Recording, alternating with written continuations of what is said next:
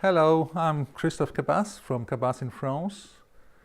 Happy to welcome you here for a product presentation at Audio Trains here in Melbourne, Australia.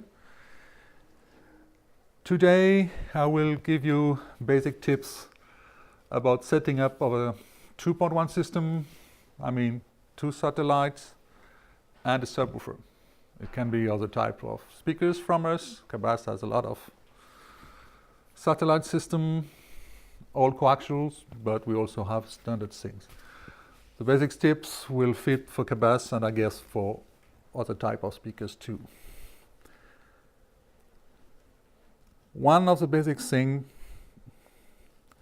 when you have the possibility, when you are placing speakers, is to have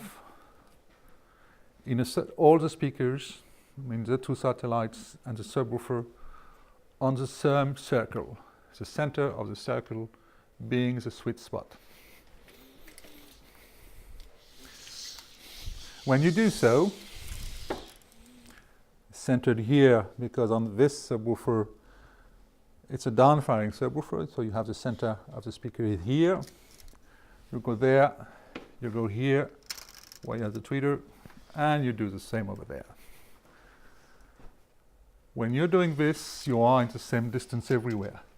But the subwoofer could be also placed here or there. It does work the same way. You have the same timing for all the speakers. So when you do so, you don't have to adjust the phase or a delay if your system is fitted with such a feature. Here in the shop, we will mostly place the subwoofer that way so the visitors can understand that's a system. If you're doing it home, you can choose other places where you're going to have a better result. So the coupling of the subwoofer with the room.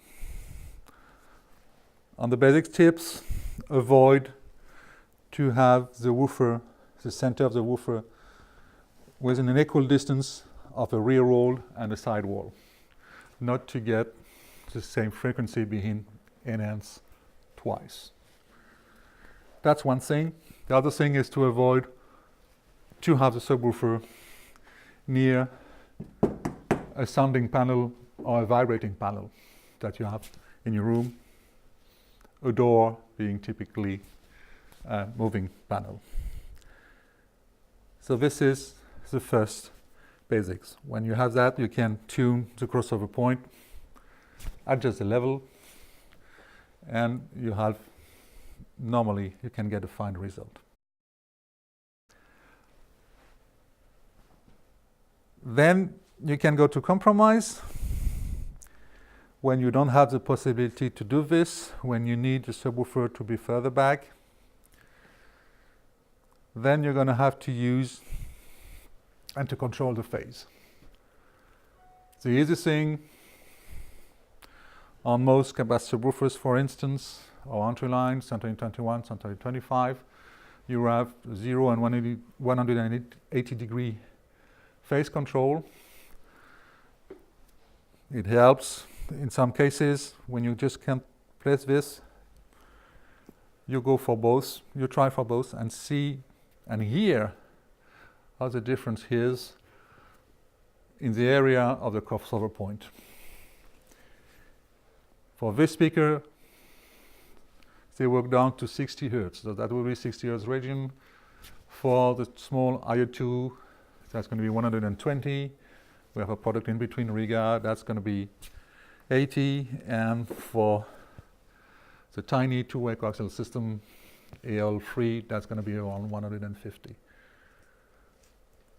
If you can find recordings or download a free app with noise, then try to get a signal on this frequency point, place it on 60 for this system, and invert the phase to see where you have the best result. This gives a possibility to have all the sinus in this region to be coincident on the top. Signal of this one and signal of this one. When you own a Cabasse 30.500 or 38, you have another possibility, which is much better. You can place the subwoofer inside the circle we've been talking about, and then use the delay facility you have in the software of this system. And when you do so, you can have all the signals batching, not only the tops and down, but the original top of this one signal will be the same on this one. So you have a perfect timing.